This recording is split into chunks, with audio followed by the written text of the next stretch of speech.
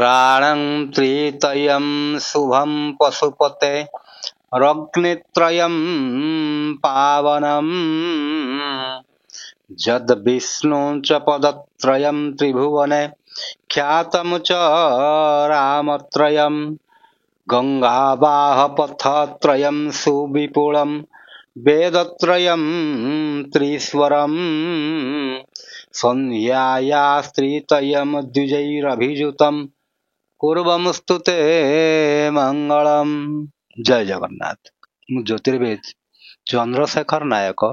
ମୋର ଚ୍ୟାନେଲ ଜ୍ୟୋତିଷରେ ଜାତକକୁ ଆପଣମାନଙ୍କୁ ମୋର ଅନ୍ତରର ଗଭୀରତମ ପ୍ରଦେଶରୁ ସ୍ୱାଗତ ଜଣାଉଛି। ବନ୍ଧୁଗଣ, ସମସ୍ତଙ୍କୁ ଜଗତର ନାଥ ଜଗନ୍ନାଥ ଭଲରେ ରଖିଥାନ୍ତୁ, ସୁସ୍ଥ ଓ ନିରାମୟତା ପ୍ରଦାନ କରନ୍ତୁ, ସଂସାର ସୁଖରେ ରହୁ।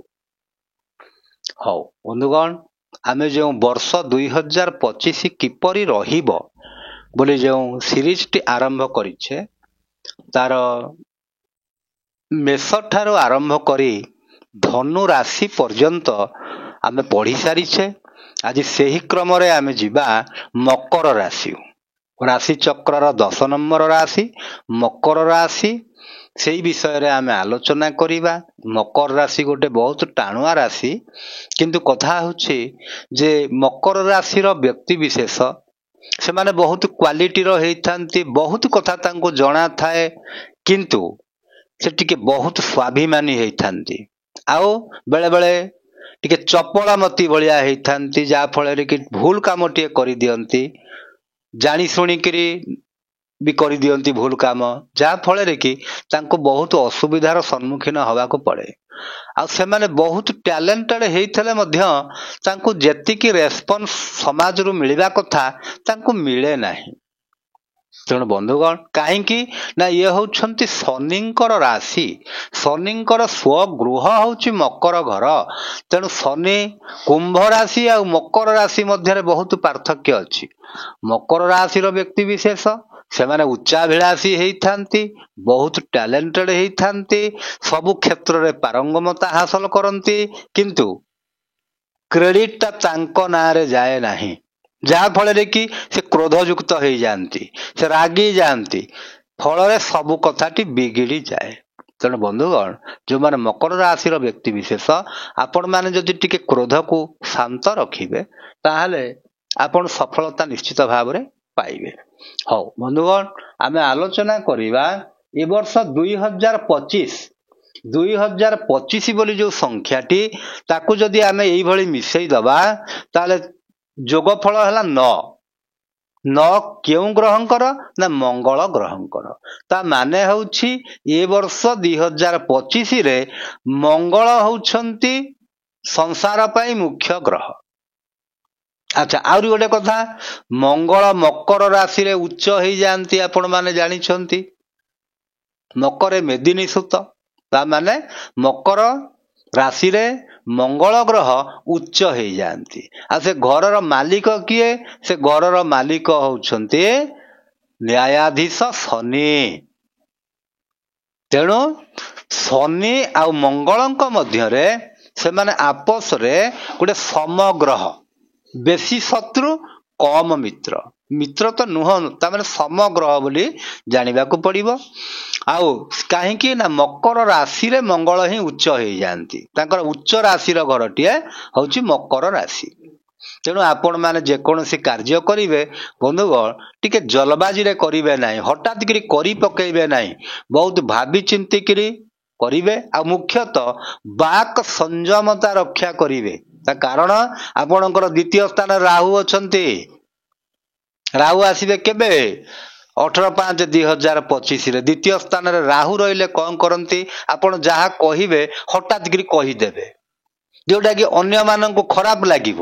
ତେଣୁ ଯେତେବେଳେ ଆପଣ କଥାଟିଏ କହୁଛନ୍ତି ଭାବି ଚିନ୍ତିକିରି କହିବେ, ଯେ କାହାକୁ କଥାଟା ଲାଗିଯିବ କି, କାହା ମନରେ କଷ୍ଟ ଆସିବ କି, ଏଇ ପ୍ରକାର ଜିନିଷଟିଏ ଭାବି ଚିନ୍ତିକିରି ଯଦି କହିବେ ଆପଣ ତାହେଲେ ସୁସ୍ଥ ଜୀବନ ଯାପନଟିଏ କରିପାରିବେ। ହଉ ବନ୍ଧୁଗଣ, ଆମେ ପ୍ରଥମେ ଜାଣିବା ଯେ ଏ ବର୍ଷର ଗ୍ରହ ଚଳନ।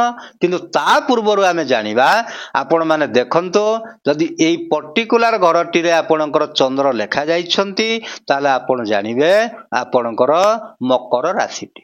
ଆଉ ଏ ମଝିରେ ଲେଖା ହେଇଥିବ 21/10 ବା 22/10 ବା 23/10, ଏତିକି ଲେଖା ଯାଇଥିବ, ତାହେଲେ ଆପଣ ଜାଣିବେ ଆପଣଙ୍କର ମକର ରାଶିଟି। ଠିକ ଅଛି, ତାହେଲେ ଆମେ ଯିବା ଏବେ 2025ର ଗ୍ରହ ଚଳନକୁ। ସାଧାରଣତଃ ଆମର ଯୋଉ 4ଟି ଗ୍ରହ ଅଛନ୍ତି, ବୃହସ୍ପତି, ଶନି, ରାହୁ, କେତୁ, ଏମାନେ 1 ବର୍ଷରୁ ଅଧିକା ସମୟ ଯେହେତୁ ଗୋଚରରେ ରହନ୍ତି, ତେଣୁ ସେମାନେ ବେଶୀ ଫଳଦାୟୀ। ତା ମାନେ ନୁହଁ ଯେ ଅଲଗା ଗ୍ରହ ଆଉ ଫଳ ଦଉନାହାନ୍ତି, ସେ କଥା ମୁଁ କହୁନି। ତା ମାନେ ହେଉଛି ସେମାନେ ହେଲେ ଅଳ୍ପ ସମୟ ପାଇଁ ଗ୍ରହଟିଏ। ଉଦାହରଣ, ଚନ୍ଦ୍ର 2.5 ଦିନ ମାତ୍ର ରହନ୍ତି, ରବି 1 ମାସ ରହନ୍ତି, ତାହେଲେ ବୁଧ 17 ଦିନ ରହନ୍ତି। ତେଣୁ ଏଇ ପ୍ରକାର ଯୋଉ ଅଳ୍ପ ଯୋଉ ସମୟଟି, ତା ଭିତରେ ମଧ୍ୟ ଆପଣଙ୍କର ବହୁତ ପରିବର୍ତ୍ତନ ଆସିବ। କିନ୍ତୁ ମୋଟାମୋଟି ହିସାବରେ ଆପଣଙ୍କର ଜୀବନକୁ ପ୍ରଭାବିତ କରୁଛନ୍ତି କିଏ? ଦେବଗୁରୁ ବୃହସ୍ପତି, ନ୍ୟାୟାଧୀଶ ଶନି, ରାହୁ, କେତୁ। କାହିଁକିନା ଏମାନେ ଦୀର୍ଘ ସମୟ ଧରି ଗୋଟିଏ ରାଶିରେ ରହନ୍ତି। ହଉ, ଠିକ ଅଛି ବନ୍ଧୁଗଣ, ଦେଖିବା ବୃହସ୍ପତି ଏ ବର୍ଷ କେବେ ଚଳନ ହେବେ ନା 14/5/2025ରେ ବୃହସ୍ପତି, ବର୍ତ୍ତମାନ ବୃହସ୍ପତି ଅଛନ୍ତି ବୃଷ ରାଶିରେ, ଆପଣଙ୍କର ପଞ୍ଚମ ବୃହସ୍ପତି ହେଇଛନ୍ତି। କିନ୍ତୁ ଯେତେବେଳେ 14/5/2025 ହେଇଯିବ, ସେତେବେଳେ ଆପଣଙ୍କ ରାଶି ପାଇଁ ବୃହସ୍ପତି ଷଷ୍ଠ ବୃହସ୍ପତି ହେଇଯିବେ। 1 2 3 4 5 6, ତାହେଲେ ଷଷ୍ଠ ବୃହସ୍ପତି ଯେତେବେଳେ ହେଇଯିବେ, ତାମାନେ ଆପଣ ଜାଣିବେ ଯେ ଆପଣଙ୍କର ଏଇ ଯୋଉ ଭଲ ସମୟଟି ଚାଲିଥିଲା, ସେ ସମୟଟିରୁ ଟିକେ କମି ଆସିବ ଭଲ ସମୟ। ଆଚ୍ଛା, ତାପରେ ବନ୍ଧୁଗଣ ଦେଖନ୍ତୁ, ଆଉ ଗୋଟେ କଥା ହଉଛି କଣ ନା, ବୃହସ୍ପତି 19/10/2025ରେ କର୍କଟ ରାଶିକୁ ଗମନ କରିବେ। ସେଠି କିଛି ଦିନ ରହି ଫେର 4/12/2025ରେ ମିଥୁନ ରାଶିକୁ ପ୍ରତ୍ୟାବର୍ତ୍ତନ କରିବେ। ତାହେଲେ ଇଏ ହେଲା ବୃହସ୍ପତିଙ୍କର ଚଳନ। ଆଉ ଶନିଙ୍କ କ୍ଷେତ୍ରରେ ଯଦି ଆମେ ଦେଖିବା, ଶନି ବର୍ତ୍ତମାନ କୁମ୍ଭ ରାଶିରେ ଅଛନ୍ତି। ତାହେଲେ କୁମ୍ଭ ରାଶିରେ ଯେହେତୁ ଶନି ଅଛନ୍ତି, ଆପଣଙ୍କ ରାଶି ପାଇଁ ଦ୍ୱିତୀୟ ଶନି ହେଇଛନ୍ତି। ଅର୍ଥାତ୍ ଆପଣଙ୍କର ବର୍ତ୍ତମାନ ଶନି ସପ୍ତାହଟିଏ ଚାଲିଛି। ସେ ସରିଯିବେ କେବେ ନା 3/4/2025ରେ ଯେବେ ତୃତୀୟ ରାଶି ମାନେ ମୀନ ରାଶିକୁ ଗମନ କରିବେ। ତା ମାନେ ଆପଣଙ୍କ ପାଇଁ ହେଲା ତୃତୀୟ ଶନି। ତୃତୀୟ ଶନି ଆପଣଙ୍କ ପାଇଁ ବହୁତ ଉପକାରୀ ସାବ୍ୟସ୍ତ ହେବେ। ତା କାରଣ ଶନି ହେଉଛନ୍ତି ଆପଣଙ୍କର ରାଶି ମାଲିକ। ଆଉ ତାପରେ ଦ୍ୱିତୀୟ କଥା ହେଉଛି, ତୃତୀୟସ୍ଥ ଶନି ଭାରି ବଢିଆ ରେଜଲ୍ଟଟିଏ ଦିଅନ୍ତି, ଆପଣଙ୍କୁ ପରିଶ୍ରମୀ କରେଇବେ। ଆଉ ପରିଶ୍ରମ ହିସାବରେ ମଧ୍ୟ ଆପଣ ପାରିଶ୍ରମିକ ବି ପାଇବେ।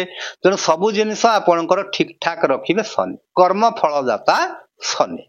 ଆଚ୍ଛା, ତାପରେ ରାହୁ କଣ କରିବେ? ରାହୁ ବର୍ତ୍ତମାନ ମୀନରେ ଅଛନ୍ତି, ଆପଣଙ୍କର ତୃତୀୟ ରାହୁ ଅଛନ୍ତି, ଭଲ ରେଜଲ୍ଟଟିଏ ଦଉଛନ୍ତି। କିନ୍ତୁ ଯେତେବେଳେ 18/5/2025 ଆସିଯିବ, ଆପଣଙ୍କର ଦ୍ୱିତୀୟ ସ୍ଥାନକୁ ରାହୁ ପଳେଇ ଆସିବେ। ଆଉ କେତୁ ଅଷ୍ଟମ ସ୍ଥାନକୁ ପଳେଇବେ। ବର୍ତ୍ତମାନ ନବମ ସ୍ଥାନରେ ଅଛନ୍ତି, ସେ ଅଷ୍ଟମ ସ୍ଥାନକୁ ପଳେଇଯିବେ। ରାହୁ, କେତୁ କିମ୍ବା ଶନି ଯଦି ଅଷ୍ଟମ ଘରେ ରହନ୍ତି, ତାହେଲେ ସେ ଦୀର୍ଘାୟୁ ଯୋଗଟିଏ ମଧ୍ୟ ସୃଷ୍ଟି କରନ୍ତି। ତେଣୁ ବନ୍ଧୁଗଣ, ପ୍ରଥମେ ଆମେ ଦେଖିବା ଶିକ୍ଷା ବିଷୟଟି। ଯେଉଁ ବିଦ୍ୟାର୍ଥୀମାନେ ଅଛନ୍ତି, ଯେଉଁ ଶିକ୍ଷାର୍ଥୀମାନେ ଅଛନ୍ତି, ବିଦ୍ୟା ଅଧ୍ୟୟନ କରୁଛନ୍ତି, ଏଇ ବର୍ଷଟି ତାଙ୍କ ପାଇଁ କିଭଳି ରହିବ ସେଇଟା ହିଁ ଦେଖିବା। କାରଣ ବର୍ତ୍ତମାନ ତାଙ୍କର ଯେହେତୁ ପଞ୍ଚମ ବୃହସ୍ପତି ହେଇଛନ୍ତି, 14/5/2025 ପର୍ଯ୍ୟନ୍ତ ଏ ସମୟଟି ରହିବ। ତେଣୁ ଏଇ ସମୟ ଭିତରେ ସେମାନେ ଶିକ୍ଷାରେ ବହୁତ କିଛି ନାମ କରିପାରିବେ। ତାଙ୍କୁ ତାମାନେ ଭାଗ୍ୟ ବି ସାଥ ଦବ, ସବୁ ଜିନିଷ ସେମାନେ ହାସଲ କରିପାରିବେ। ଯଦି ଆଶା କରୁଥିବେ 70%, ତାହେଲେ ସିଏ ତା ଉପରକୁ ପାଇବେ ନିଶ୍ଚୟ। ତେଣୁ ବନ୍ଧୁଗଣ, ଏଇ ସମୟଟି ସାଥ ଦେବ। ତା ମାନେ ନୁହଁ ଯେ ଆପଣ ଆଉ କିଛି ପଢିବେ ନାହିଁ, ଘରେ ବସିଥିବେ, ଆପଣଙ୍କୁ 60 70 80 90 100% ମିଳିଯିବ। ଏଟା ଭ୍ରମାତ୍ମକ ଧାରଣା।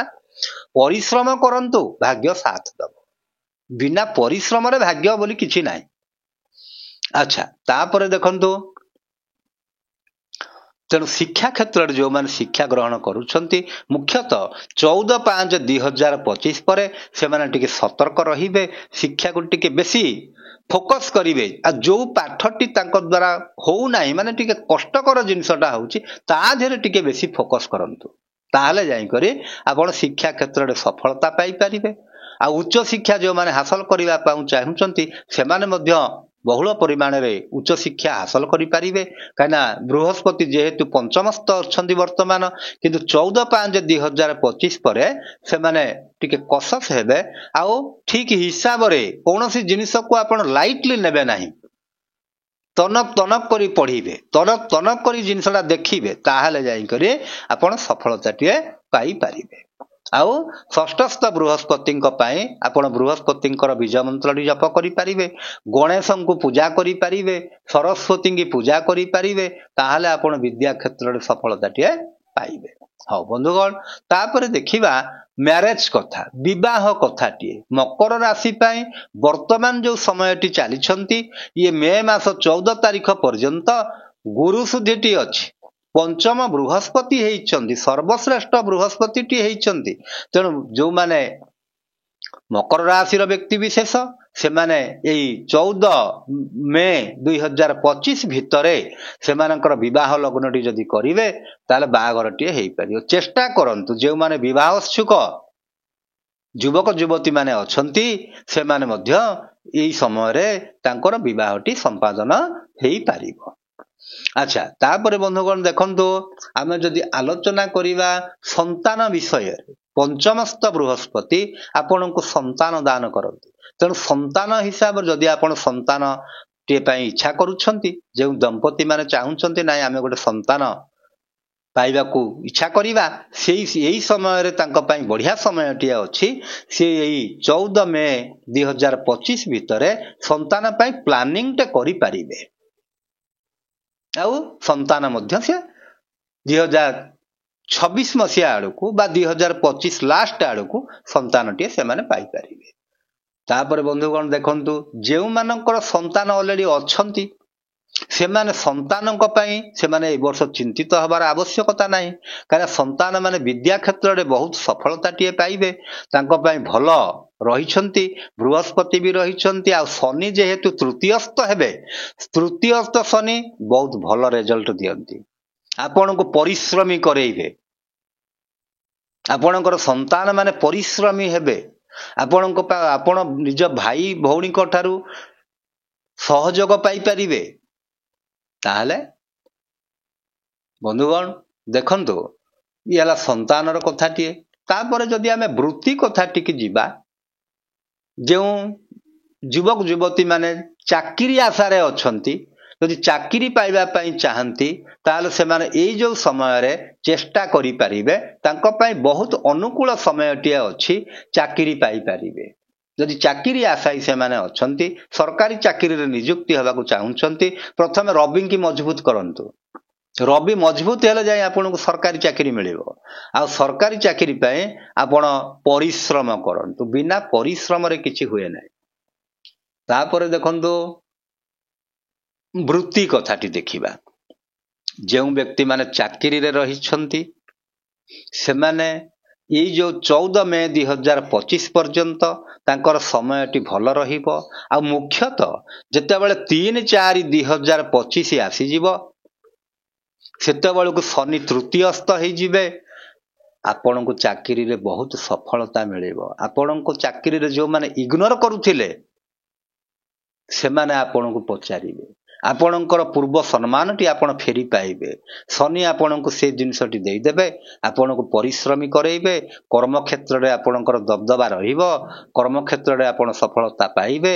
ଉଚ୍ଚ ପଦାଧିକାରୀଙ୍କ ଠାରୁ ଆପଣ ପ୍ରଶଂସା ପାଇବେ।